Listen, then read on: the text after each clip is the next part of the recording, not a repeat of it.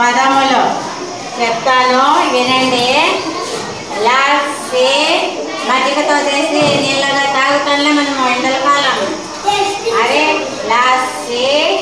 లెస్స అంటే తక్కువ. బస్సు బస్సులో పోతారు కదా. బొస్సు బొస్సు అంటే కోపం.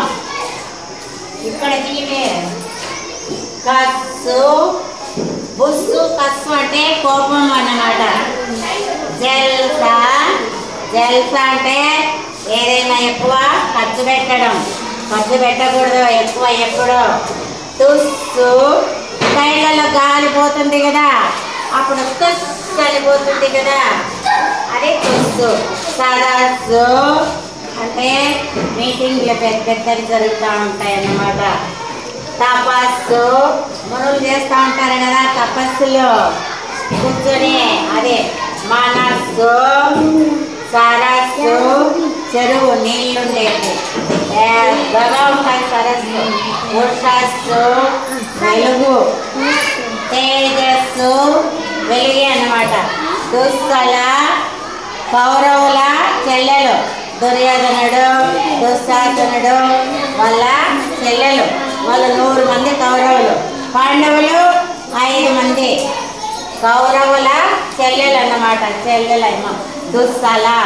వయస్సు అంటే ఏజ్. మేధస్సు మేధస్సు అంటే మైండ్.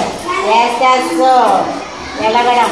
ఛందస్సు పద్యాలు ఎట్లా రాసేది దీని ప్రకారం రాస్తారు.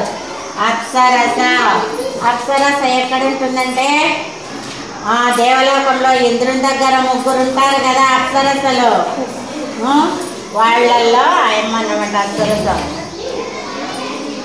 ఎర్ర బస్సు ఎర్ర బస్సు. ధనుస్సు. సంగమం అంటే బాగా ఉండడం. ఉత్సవం పండుగ. సంవత్సరం అంటే ఇయర్. నిస్సారం సారం లేకుండా ఉండడం. ఉత్సాహం బాగా సంతోషంగా ఉండడం.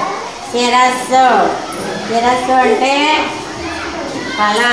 ఉషస్సు వెలగడం. ఏమి వెలగడం. ఇవి బాగా చదవడం రావాలి పిల్లలు, చదువుతూ ఉంటారు.